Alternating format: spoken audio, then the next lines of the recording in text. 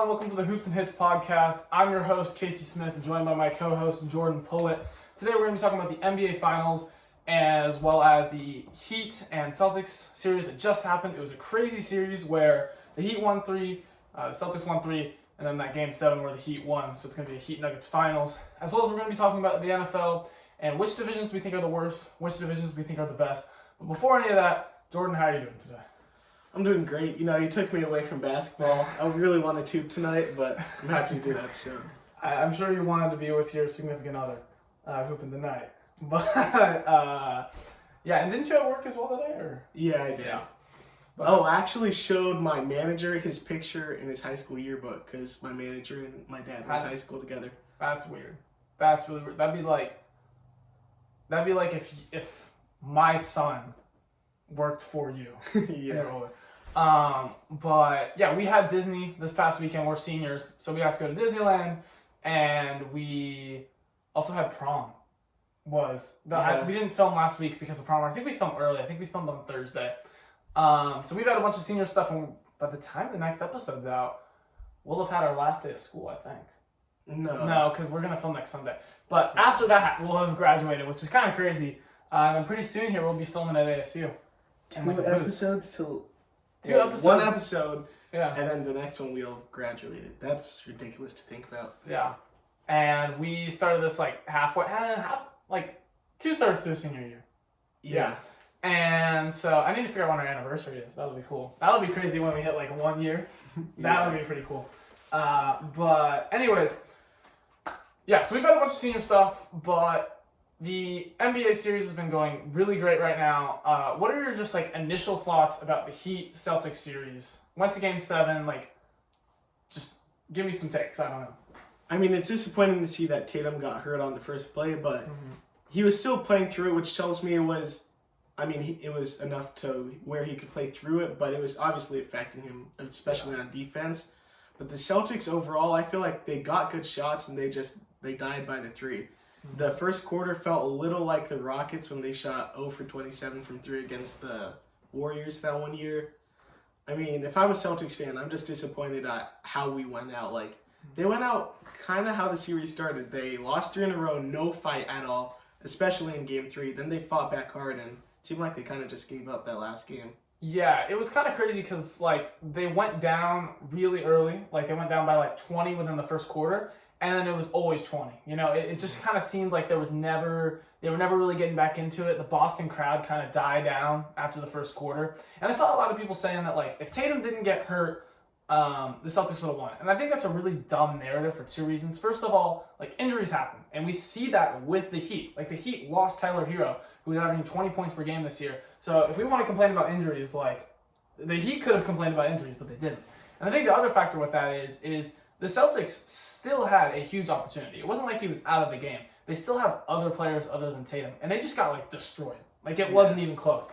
Realistically, the Celtics team has enough talent, at least on paper, over the Heat, where they should still have won this game, even with Tatum at 70-80%, I would say.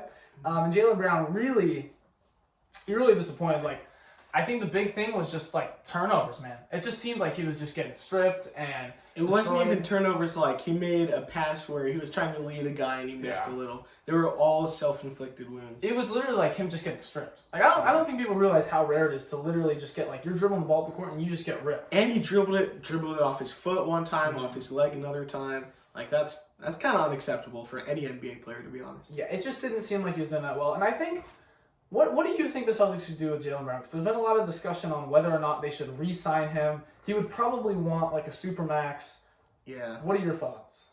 I think if they don't give him a supermax, then he should probably leave and get that same money from a team that he would have a more significant role on. But if I'm the Celtics, you want to keep him, but you don't want to have a Bradley Beal scenario where your cap is kind of locked into one player who can't really be that guy that you need him to be. So, because Tatum has a supermax, they were going to need to fill out their roster, obviously, with guys like Marcus Smart or Robert Williams, or players equivalent to that talent. So, if you gave Jaylen Brown $50-60 million a year, I don't think they could win a championship, and that's their goal with this roster. So, I wouldn't give it to him. It's crazy how much contracts are now. That blows me away. But here's the thing, I feel like they are going to sign him because if you didn't want Jaylen Brown, you should have moved him before it came to this. Like, although he did suck in this Game 7, I don't think it really changes how much I view Jaylen Brown. Like, he's still the same guy. We know he can have bad games. We know he's inconsistent, but we know that he's a very good perimeter defender. He's still good on offense, but he doesn't have, like, that kind of, in a weird way, he doesn't have that bag that, like, you're looking for in a number one player. Like, if you look at the best players, like Curry, Kevin Durant, LeBron, Luka, Jimmy Butler at this point, and Jokic, they can all go, like, get a bucket because they have a high skill set. Even Tatum, number one players on a championship team, and I don't think Jaylen Brown has that. Like, I think if you are another team, I don't think you're thinking, like, oh, yeah, we can get Jaylen Brown and he can be our number one guy. I think it'll always be a 2. So I think if you really wanted to get rid of him, you just should have traded him. And maybe for Kevin Durant, I'm not saying that would have, like, guaranteed you did better because obviously we saw how that did with the Suns. But, like, if your idea was we don't want Jaylen Brown back, you should have done that before. Now you could lose him for nothing. So I think that's really bad. But I do think they should bring him back. I still think he can be a number 2 on a championship level team. I think Tatum's very good. And I think the Celtics team is still very good and young. And it's one of those teams where, like, they might try and change too much and it would hurt them rather than help them. And I think they could just make small little moves and be satisfied and still do well. Because they made the Eastern Conference Finals so many times. They made the finals last year. Like, this wasn't like a we lost in round 1 type season. Like, they still had a very successful year. So I still think this team could win a championship. So I think they should bring back Brown. But it is still a big contract, and it kind of locks you in. There's some rumors about, like, Jaylen Brown and Derek White package for Dame. Would you do that if you're the Celtics or Blazers? I do that from both sides, to be honest. I would do it if I'm the Celtics, because I think that Dame is a significant upgrade over Jaylen Brown. And I don't think Derek White, like, matches the gap. And I think you could still build, like, you would have, one of the Dame's main problems is defense, and you would have Jason Tatum and Marcus Smart next to him. So I think you could build a really good lineup. You would have Dame, Marcus Smart, Jason Tatum, and then let's say, like, Grant Williams and Al Horford, maybe, if Al Horford doesn't die. But, because I don't know, are they bringing, Al Horford's pretty old now, man. How old is he, man? He's got to be, like, 37. He's in his late 30s at this point. So I think you can build a pretty good defensive roster and still keep, like, your offense would get even better. So I would do that if I was the Celtics. I think they would also have to give up a couple picks, to be honest. Yeah. But if I'm the Blazers, I don't know. I unless I got some picks back, I wouldn't do it for just White and Brown because, like, with Brown, you don't really have, like, the number one guy. I don't know. I feel like that's what you're losing. Dame, who is the number one, like, a guy you can build a championship team around. While Brown is an awesome player, I don't think you can build a championship team around him. But it would be interesting because they'd have Simons, Brown, Derek White, and the 3rd pick.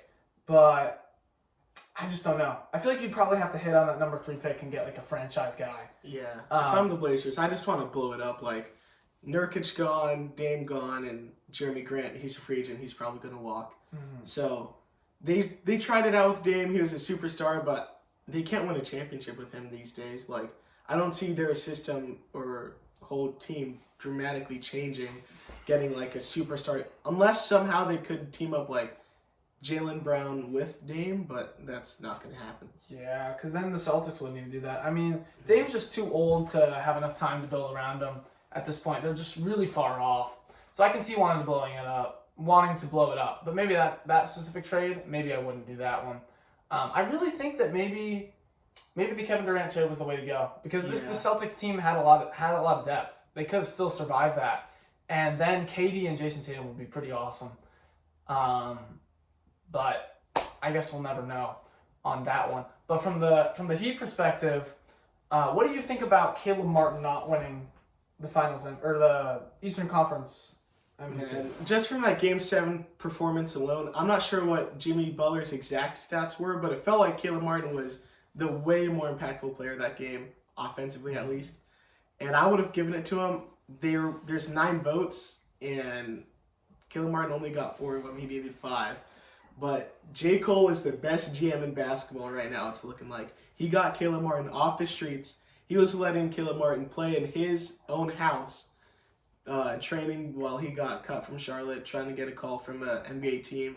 J. Cole called someone on the Heat staff, got him picked up, and there he goes. It was That's another reason why he's. Did you see the TikTok I sent you? Yeah. It was about how J. Cole made like a song lyric about this NBA player who now is in the front office for the Heat, and then he hit him up and he was like, "You should sign Caleb Martin," which is kind of crazy. Yeah, I remember watching Caleb Martin and Cody Martin back at Nevada when SDSU would play them. So that's pretty crazy. Yeah. But yeah, I honestly, they both played really awesome, and I think name value definitely has a thing to do with it. If you switch the names, I think people would have voted for Jimmy either way. But still, you got to be pretty happy for the Heat or Caleb Martin. But unless you have anything else to say about this series. Do you think... I think if the Celtics got swept, Mazzulla was getting fired like the next day. Do you think he saved his job by getting it to 7? I think he probably did save his... it's tough because... I don't think he should have a job, but did he save it? I think he did. But if they get to a rocky start next season, they start off like 5-10 in their first 15, then he's going to get fired. That's what I think. It's weird because there's two things here, right? When you look at like the Heat with Eric Spoelstra, they have a coach who really elevated them, and like I don't think if Eric Spoelstra wasn't on this team, I don't think the Heat would be nearly as good. I don't think they would have made the finals. But then I was thinking about this with the Heat, not the Heat, the Celtics. They've had Brad Stevens, Ime Udoka, and Joe Mazzulla. And people have very different opinions on all three of those coaches. I think people would say Brad Stevens is one of the best coaches. And they would say Joe Mazzulla is a really bad coach and he should get fired. But with all of them, they've had kind of like the same result. They've all gone to the Eastern Conference Finals and kind of achieved the same things. Now, these aren't all the exact same teams. But I just think that it's like, with Mazzulla, he didn't do amazing. But like, unless there's someone out there who you're going to hire and bring in who's really awesome, like an Eric Spoelstra level guy, I would probably keep him. I don't know. I thought it was pretty cool how he put a lot of the blame on himself for not having the Celtics team ready. But I hated that. That seemed like just the politically correct thing to do. I didn't prepare my team well enough. And then that's just all he said. I didn't prepare him well enough. And at the same time, dude, they're grown-ass men. They gotta prepare themselves. Like I don't care, man. You guys are getting paid to play this sport. You don't need some coach. Like that's something you do with like middle schoolers. Like, hey guys, come on, let's get ready for this big game today. No, dude, you're in the Eastern Conference Finals. You're getting paid millions of dollars. You're a grown-ass man. Like, let's get ready. You don't need the coach to. But no, I see, at least in my, I don't know who might not be listening, but at least in my experience sometimes, certain coaches don't take responsibility. And that's not a diss on any certain person. If you want to read between the lines, you don't have to. But some coaches I have played for in the past don't. Oh man, let me think. Did that coach ever take responsibility? Maybe a coach that we... Never mind. No, I don't think he did. Anyways, yeah, I would probably keep him if I were the Celtics. I think it's like a 50-50 of whether or not he gets fired. What's going on? What? I said it's like a 50-50 whether or not he gets fired. Do you think that's not true? I don't know. I think he's gonna stay, but if I'm the Celtics, like the Celtics, they're gonna do something. Like we lost. Now here's what we're gonna do to change it. Are they gonna fire the coach? Are they gonna trade Jalen? I think trading Jalen is like the worst case scenario, like in their minds. So I think they're either gonna like trade Marcus or a Derek White level player or fire their coach. So or just retire old ass Al Horford. I don't know, man. That might be the move. But yeah, it will be interesting to see what they change. Because also this year, they kind of had to win it this year, man. I mean, they didn't have to play the Bucks, and that's such a huge thing. I'm not discrediting this Heat team at all, but when you look at like the future of the Eastern Conference, it's kind of like the Bucks and the Celtics are like the main teams you look at, and they didn't have to play the Bucks this year. So I think that this was really the year. As great as this Heat team is, like it's awesome. You have to beat an 8 seed. And you have to... They really should have gone on to the finals. Yeah, if Caleb Martin is arguably the best player on the other team in the series, you should beat him. Mm-hmm. Like, it's that simple. They should have won this one. So it's really tough because it's like... They've been such a successful team. I don't want to take away from that. They've done so well to have a lot of playoff success, and I think there's a lot of value in that. But not once have they been able to win the finals. So it's just really tough because you're like, man, one of those years. They've been to the Eastern Conference Finals, what, like 5 times now? 13 times since 2001, and they've only made it to the finals 3 times. They've only won one, right? Yeah. Yeah, that's just really rough.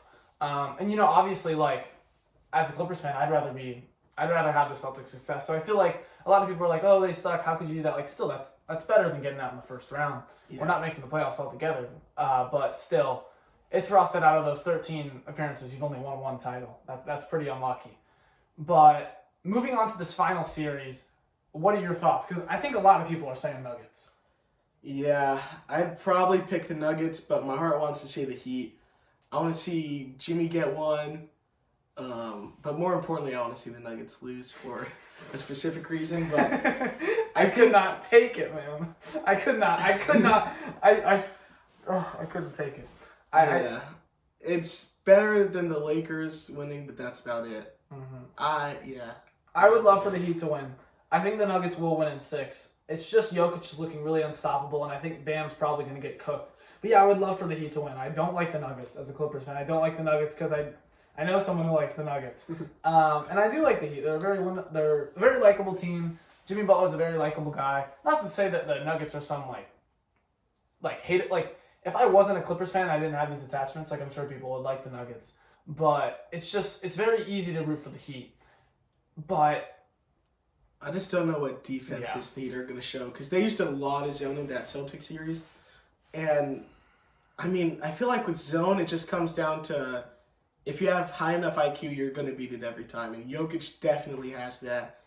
And I don't know, because if they send a double out of the zone, there's always going to be an open shooter. Never send a double team on Jokic. It never works. I don't get it. He's a great passer.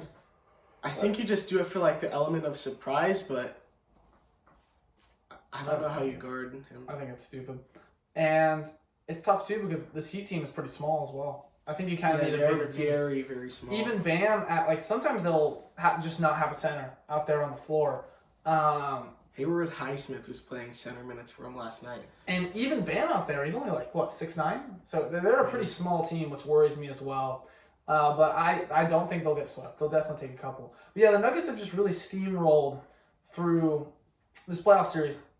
And, I also want to say as well, if the Nuggets do win this series, I will be pushing the narrative that it's an easy finals run. Because I was talking about this earlier. Yeah. Because they've played 2 8 seeds in the Timberwolves and the Heat. They played the Lakers, so that makes it 3 teams that were in the play-ins, 2 of which lost games. And then the Suns, who had 0 depth.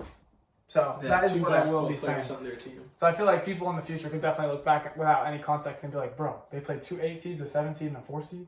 Light title. But yeah, they just look dominant offensively. And I was really worried going into this playoffs for the Nuggets that their defense just would not be there enough, because you look at, they're sending out lineups with MPJ, Jamal Murray, and Jokic. All 3 defenders who I think are below average. And At best, yeah. And often targets for offenses, but they've just been able to have enough good role players, and somehow the defense has strung itself together, and they've just scored so much that it doesn't even matter. And I've just been waiting for a team to expose them offensively, but it hasn't happened yet. I thought it would be the Suns, which they did in a couple games, but in the games that they lost, they just didn't have enough on their team. Torrey Craig and Josh Okogie can only get you so much.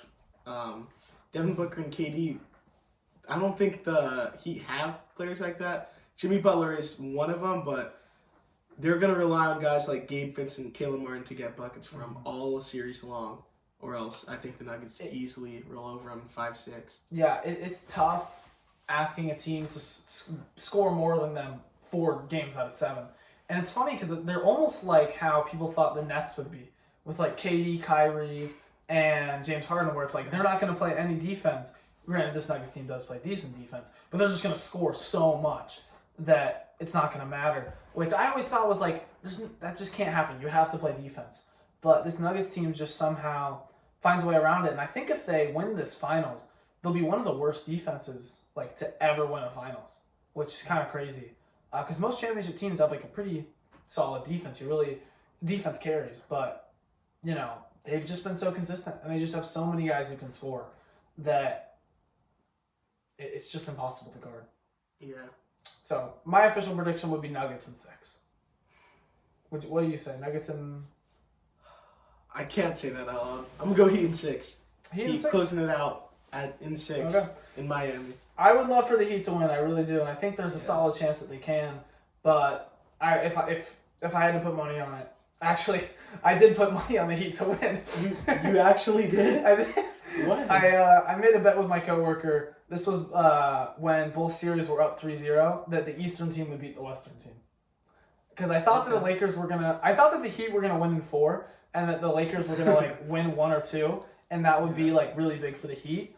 But it actually ended up being the other way. So I still want my money. So we'll see about that one. So I want the Heat to win, but if I had to pick now, I'd probably say the Nuggets. How do you think Game 1 will go with Miami? I'm not saying they won't be rested at all. They're not playing back-to-back, but they just came off a 7-game series, and the Nuggets, they're going to be rusty. In those situations, I think I'd go with the Heat, who had just played in a series, but... I think I would go with the Heat because they've had 3 days off. It'd be different if they had 2 days off, I believe.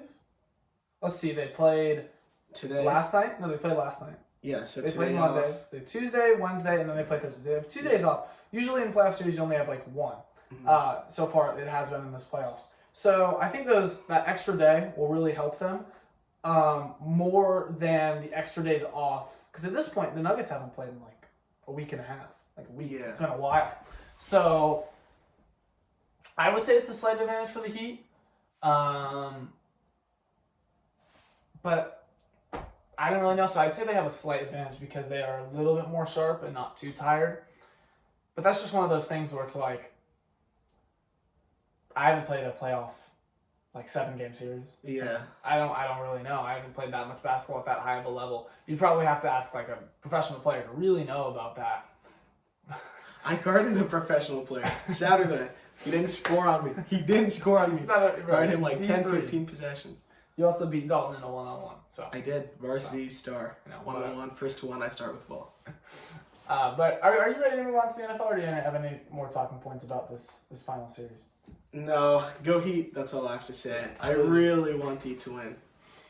Mm-hmm. But also, do you? One thing about the draft that I want to talk about. Did you like have any opinion at all about like obviously Victor is going number 1? About people talking about whether or not the Hornets will take Scoot at 2 or Brandon or. I thought it was like a consensus that Scoot was the number 2 pick. Throughout the whole draft process, probably since like September, it went Vic, then Scoot, and they played head-to-head, and Scoot played better, and people were joking, like, take Scoot over him, but I had no idea that Brandon Miller would rise, especially with his, like, off-the-court issues. I thought that was something that would at least keep him to 3.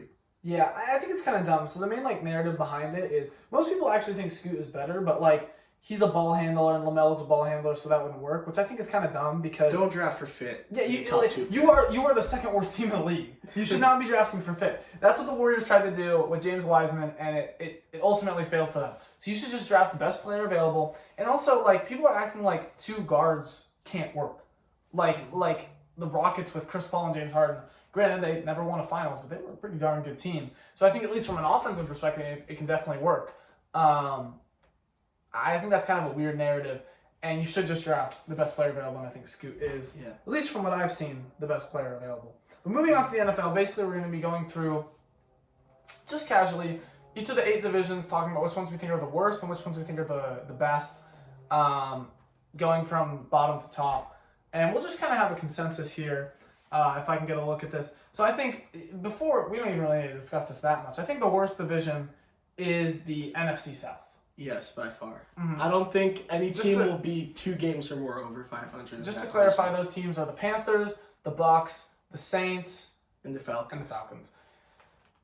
I think the Bucks are the worst one in this division, just because they have like the worst quarterback play. They're such an old team. I really don't like them. And then between the Panthers, the Falcons, and the Saints, I could really see any of them winning.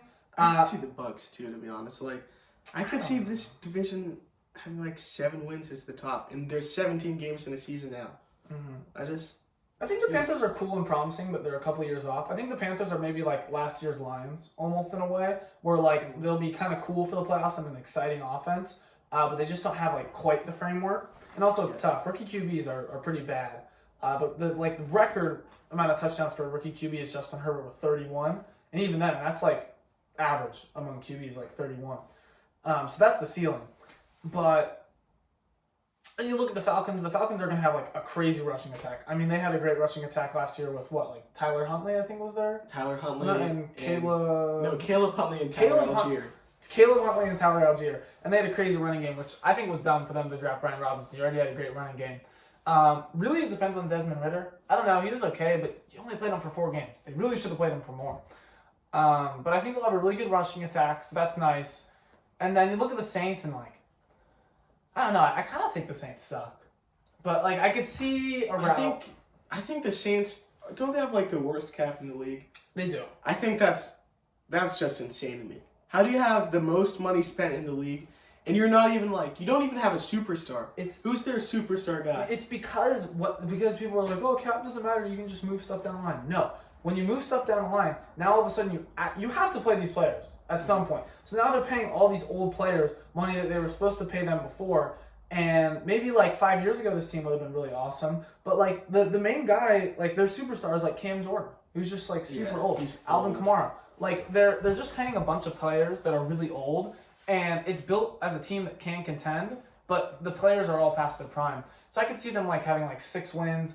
I'll say like the Panthers get 7, Falcons get 8, Bucks get 4, and like the Falcons win at 8 and 9. This division had the second least wins in football last year, and I think every team, well, not every team got worse, but as a division they got significantly worse. The Bucks won this division with 8-1 games. That's going down this year. I think there is an actual chance that the winner of this division has like 6 games won, and 4 of them come from inside the division. I don't think. I mean, week to week, NFL is crazy. You might play like the Chiefs without Patrick Mahomes and win that game, but I don't think any of these teams are really that great. The only way that like one of these teams could be really great is if the Panthers, like if Bryce Young was just like awesome, and that's a pretty big ask. But then moving on to the second worst, I think the second worst would be the AFC South. For me, it's between personally the AFC South and Don't say it. the NFC North. Wow. But I think the AFC South is still pretty much worse. I think probably the AFC South has the best team out of those 8 teams that you would pick from there. I think the Jags are pretty solid. I would say it goes like Chiefs, Bengals, Bills, and then Jags are probably like the 4th best team in the AFC. And Trevor Lawrence is probably going to take another leap again. But then outside of this Jags team, this is a lot of bad teams. You have the Texans, who I could still see being like a top 5 pick team next year. But they don't even have their pick. They don't even have their pick, which is so dumb. The Titans, who are getting older and worse, and then you have the Colts, who, you know, Anthony Richardson is cool, and I like what they're building up, but they're still pretty far away. So I would say they're like the Jags like 2 years ago or a year ago. So this division's pretty bad. I think the Jags should win it pretty easy, and then the other 3 teams are kind of just either young and building up or old and going down. Neither of them are really in their prime. So this division kind of sucks. Yeah, I could see the Jaguars getting the 1 seed just based off of maybe going 5-1 or 6-0 in this division and accumulating enough wins throughout to get like 13 wins. So outside of that, maybe the Colts could do decent if Richardson has a good first year, which I think he's more of a project than a first-year breakout star. So I don't know. I'd probably pick the Titans and Derrick Henry just to go across 7-8 wins again like they always do. But this division is historically bad, to be honest. Who are the Titans even starting at quarterback? Ryan Tannehill, right? I mean, yeah, but they've been trying to trade him. Yeah, if they get rid of Tannehill, then it's like Malik Willis, who, man, they didn't give him a chance last year when he did start, but he was also terrible. He was so bad. Dude, he made like 7 passing attempts. Dude, he couldn't throw a football, man. I remember watching like a full game of Malik Willis, and it was like, dude, it was like having me out there. He just could not throw the football. He was a great runner, but it was to the point where like you were basically having a running back at quarterback. Like it was how people think Lamar. Like Lamar's haters actually think he is. He was just so far off and so inaccurate that I think it's terrible. He had 4 attempts, 16 attempts, 10, 4. And what was his completion percentage? What, like 50? That's not great, 50 man. throughout the season. That's not great, man. And none of his passes were deep either. Like, it was all checkdowns as well. What the hell? He had a 50-yard completion. That must have been like a crazy running catch. Because the next biggest pass he had that season was 16 yards. So he really wasn't doing anything. Yeah, this is a division where I could see the Titans and the Texans both being like number 1 pick contenders pretty easily. But moving on to the number 6 worst team, I think it would have to be the NFC North. Am I wrong in that assumption? Because I think the NFC East and it's not these. Both it has the been East the NFC, yeah. Yeah, it's the NFC North then. I'd say it's the NFC North. And the NFC North is interesting because it has a lot of like teams that are changing here. So with the Vikings, they were really great last year, at least record-wise. But a lot of the games they won were extremely close, and I would not count on them to repeat that. I say they end up like maybe a 9-win team, 10-win team, because they got pretty lucky. Like you don't win that many games that are super close. Like that's a sign of not being a great team. And they didn't really make that. Like, what changes did they really make to their team? I know they drafted a receiver that's like I'm really blanking on his name right now.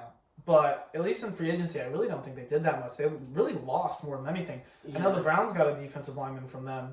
I'm really losing out on names right now. But Dalvin Cook, he was supposed to get traded, but nothing's happened, and there's not really any like information out right now. So I think he's gonna stay one more year, and then if not retire, like he's not gonna retire, but go off that course of retirement, just not playing. The Frank will retire. Yeah. But they drafted Jordan Addison, by the way. Jordan Addison, yeah. So I think that's a nice addition. But outside of that, it's really like if you're not getting better in the NFL, you're getting worse. Because every team is convincing themselves that they're getting better by making some additions. But they're really not. Like outside of Jordan Addison, I don't think there's a lot of good additions there. So I would say that they probably got worse. Then you look at the Lions. They're cool. But how good is Jared Goff really going to get you? I think he's hated a little bit too much. I'd say he's like a low 20s quarterback out of the 32 quarterbacks, but that's still pretty bad. So I really don't think you have an elite ceiling with him, as great as they're getting. And the defense is still a little far off. And then you look at the Packers, and it's like, we're going to be exciting, man. They're going to be a cool team to watch. I think they will be fun to watch. But how many wins is Jordan Love really going to get? I've talked myself into Jordan Love, personally. I'm a Packer fan, got the hoodie on, but I've just been thinking, like, the run game, we're going to rely on it a lot. The receivers, absolutely terrible outside of Christian Watson. But the defense is, we haven't really lost too much on the defensive side, so I think we're going to be a pretty good defensive team. Have a great run game, and it's all going to come down to Jordan Love and what he can make Romeo Dubs and nobody else, basically. And then this Bears team, while it was exciting, and they made a lot of additions, they were still the worst team in football last year. So, how much, like, even if they got better by 5 wins, 5 wins is a big jump, they would still only have 8 wins this year. So, the Bears team is far off. This Lions team is limited by their quarterback ceiling. The Packers, I really don't know what to expect. And then the Vikings, I think, will have a drop off. So, while there is, like, some decent teams here, I can't see any of these teams getting more than 10 wins. Oh, definitely not. I couldn't see any of these teams getting more than 10 wins. That's an absolute ceiling. So, I think it'll have just a lot of mid. Like, they don't have really one bad team. The one bad team would be, like, the Bears. But I think the Bears improved enough where they'll be okay. But they don't have any really, like, great contending teams. I would be very surprised if one of these teams made it to... Even won a playoff game. Yeah, even won a playoff game. So, that's why this division's down here. Then after that, it gets pretty even. You have the AFC North, which has some really good teams. You have the AFC East, which has some really good teams. The West has the Chiefs and the Chargers. Then you have the NFC East, which has the Eagles, Cowboys, Giants, and Commanders. And then I think the next worst would be the NFC West. Yeah, and I think outside of the Niners, like the Niners Super Bowl contenders, obviously, but outside of that, Cardinals could be contending for the number 1 pick, depending on when Kyler comes back. The Rams, I think they're going to be better than their 5 wins they had last season, but can't see them as a Super Bowl contender. Really? I think they're going to be. Dude, what have they changed this? So first of all, just recapping. So we said that the NFC South is the worst team. Then the 7th worst team is the AFC, or I guess that would be the 7th best, would be the AFC South. Then the 6th best is the NFC North, and then the next one is the NFC West. They would be the 5th best team. And I think the Niners are a Super Bowl contender. They're a really great team. They kind of carry this division. The Seahawks are like a wild card team. Everyone knows that the Cardinals suck, especially since Kyler might miss the whole year. And then who are you even starting? With the Rams, with Stafford, like, he has this, like, pitcher's arm thing that's really worrying me, and I don't think it's gotten any better, and I don't think their team's gotten any better. They're just a really old, they went all in for the Super Bowl. They won it. It was awesome. I would do it, too, if it was my team. But now you're living the aftermath of that. You have an old, aging roster, which just is built to contend, but I don't think is great. Yeah.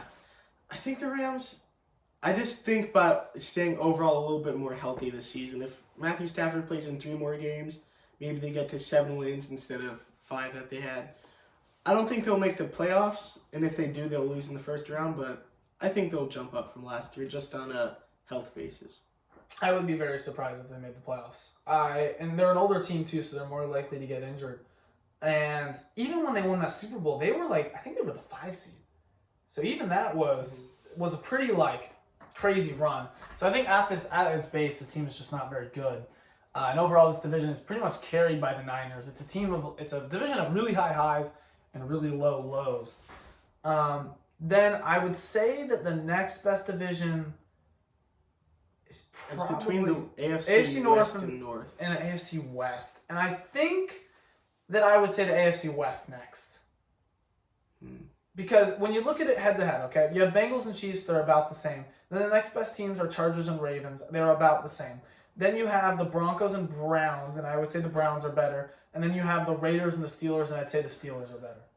Yeah, when you go down the list like that, I'd say the AFC North I'd say the AFC North AFC North is worse. So we'll cover the AFC West next. So that's our 4th best division. And obviously the Chiefs are really good. They're a Super Bowl contender. They just won the Super Bowl. And there's no reason to believe that they would get any worse. My only concern would be Travis Kelce is older. One of these years, he's just gonna fall off. Or it might be a gradual decline because he doesn't rely on athleticism that much. But he's 34 now. He's pretty old. He's the same age as Gronk. So, which is kind of crazy to think about. But I mean, as long as you have Mahomes, you're gonna be a contender in the NFL. So I would say the Chiefs are great. Chargers are interesting because I really liked their signings last year. They made a lot of big moves, and it just didn't pan out, whether it was injuries or players just kind of sucking. Or that playoff game. It's just, it was ridiculous to watch that at work. Because I was at work, watching the game, and there were Chargers fans around me, and they were like, what is going on? They were the Chargers, so we knew it would happen, but it just doesn't make sense how they always collapse.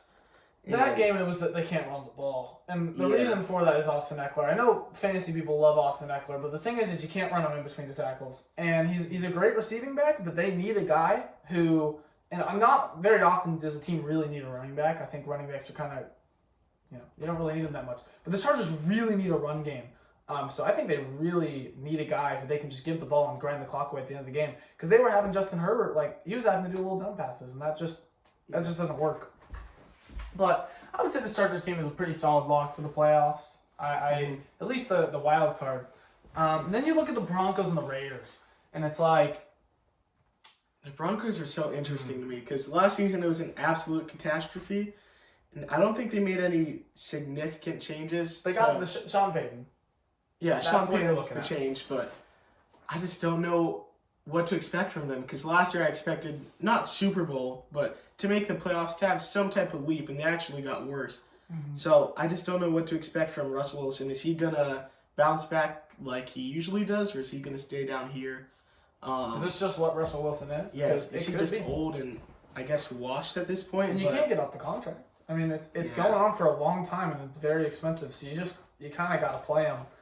And then the Raiders as well. Jimmy G didn't pass his physical, so he could be gone for the season very easily here. So I think these are both teams that are. It's kind of scary. You could see a world where the Broncos are okay or the Raiders are okay, but it kind of depends on them how good the division will be, because we know that the Chiefs are going to be amazing, and barring any crazy injuries, and that the Chargers should be pretty solid. But then, are you ready to move on to the AFC North, or did you want? Yeah, I just wanted to add with the Raiders, something very, very concerning. Jimmy G's contract is basically completely void if he re-injures his foot throughout the season, so they don't even have trust in him staying healthy. Yeah, which is crazy. Then we move on to the AFC North. The AFC North is a very solid division. I think when you look at the worst team in the Steelers, they've always been very good. Mike Tomlin just somehow is able to get this team to be great. You look at the Bengals, I'd say they're one of the top 5 best teams in the league. They have a really good offense. Their defense has been solid. They do lose some pieces in the secondary, but I think they lost at less valuable positions. Like if they lost an edge rusher or a wide receiver or a tackle, I'd be upset. But they lost it at less valuable positions. I think a big question for them is how Joe Mixon will do. Yeah. I But thought he would be off the roster. I don't think that matters too much to their team's success. I think they would easily be able to survive that. Then you look at the Ravens, and it's like, if Lamar's healthy, they will be good, and if Lamar is not healthy, they will be bad. And it's kind of that simple. He is just amazing when he plays with them. Then you look at the Browns. I say this almost every year, but I really like their offseason, and I really like what they did. They made a lot of great signings. I think they really crushed the draft, even though they didn't even have a first-round pick. And for me, it's whether they might even get Hopkins, but I think every single team is saying that. It depends on if this offense is going to be able to do good because, well, there's two things. Is Deshaun going to be able to do good because he has all the tools on offense to do well? Is the front seven going to come along? Because last year the front seven was really rough. Like, it was just Myles Garrett, and that was it. But we brought in a lot of good signings this year on the front seven, so I think that's very important because we weren't able to stop the run at all. Like, I think we were like the 30th worst running team. So the Browns could be a playoff team. I think you could say all these teams could be a playoff team. Yeah, I don't see the Steelers making the playoffs, but outside of that, like, they could be decent. They could be 8-9 solid. wins. They've never gone under 500 with Mike Tomlin, which is ridiculous. It seemed like last season it was a terrible season. Ended up with 9 wins. Mm-hmm. The Ravens, the way that their season ended last year was just so weird. They were at the top of their division, and it just started to fall apart. Lamar, he was playing, but I think he was playing through an injury. I think the Bengals are going to run away with this division pretty easily this year. Mm-hmm. Yeah, I would say the Bengals are probably the best team. But still, this is a really... the floor for this division is very high. I think this is a great one. And, you know, I can see a world where all these teams make the playoffs. I think the Steelers are the least likely. But, you know, and with the Bengals, they're a real championship contender. Moving on to the second best division, I think we can both agree that it's the AFC East. I have them as the best. You have them as the best. Yeah, I've been looking up and down these divisions. Mm-hmm. The AFC East has the Bills, Dolphins, Patriots, Jets. The NFC East has Eagles, Cowboys, Giants, Commanders.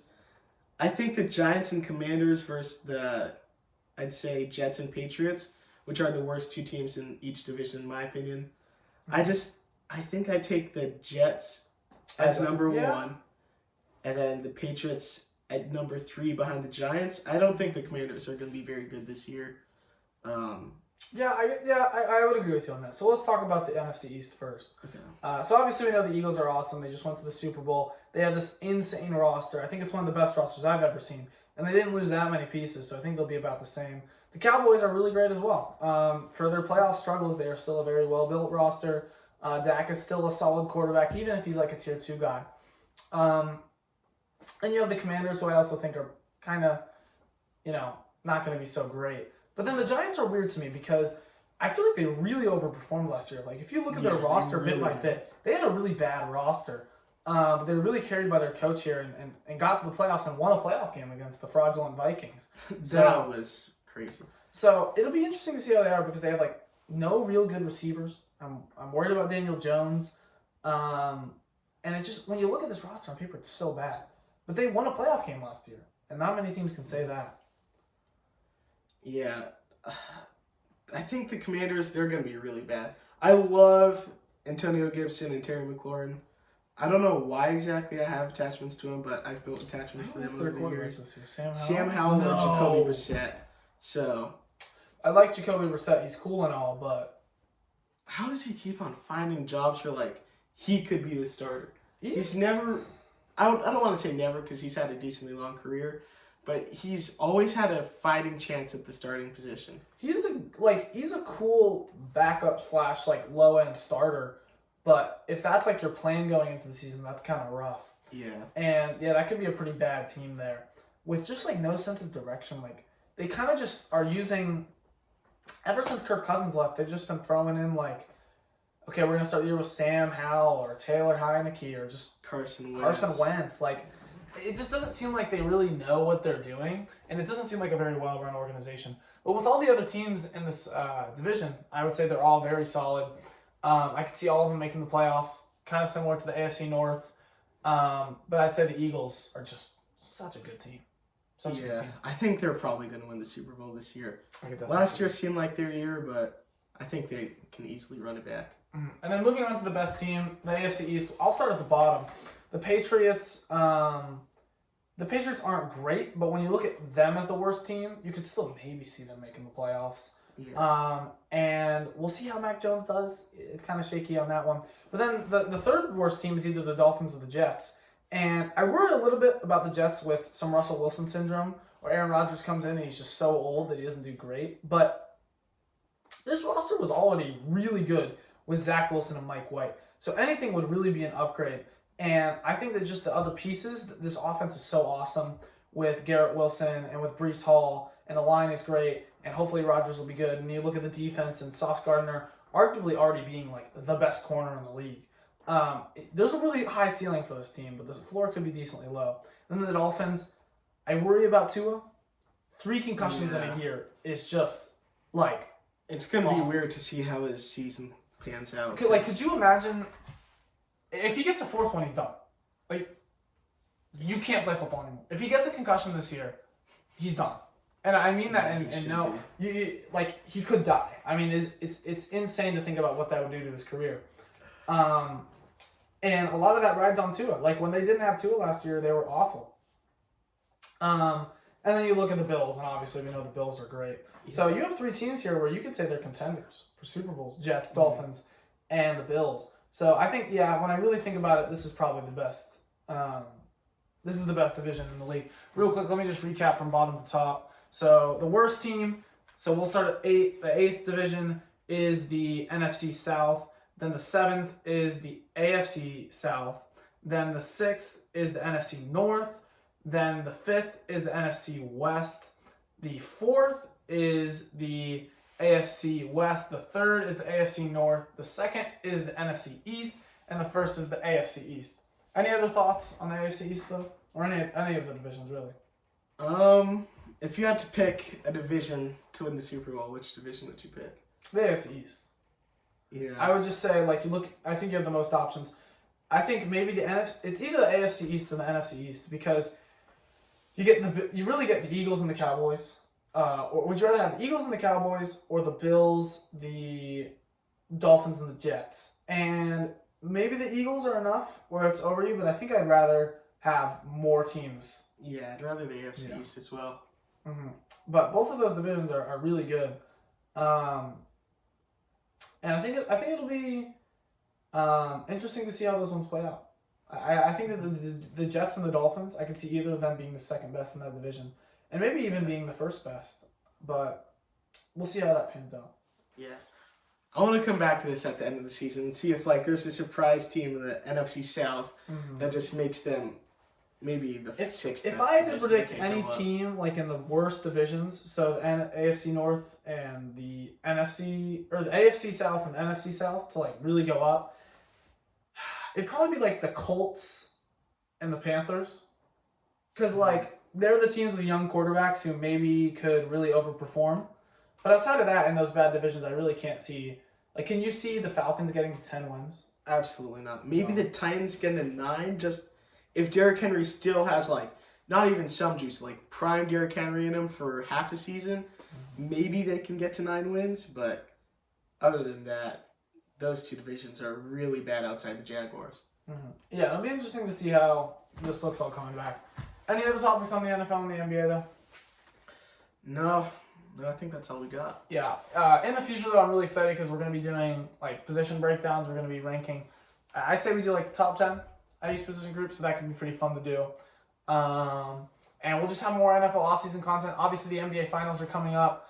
And then after the NBA Finals, it's going to be just a weird dead period for me in sports. Man, the NFL's, I guess the NFL is about to come back in swing. Mm-hmm, because it's going to be no soccer, no basketball, no football, only baseball, which I don't really follow. So That'll be interesting. And we'll get the NFL offseason hype, which is always crazy. I know some rookie wide receiver is going to get hyped up as the best fantasy player of all time. That'll be interesting to see. All right, but that about wraps up this episode.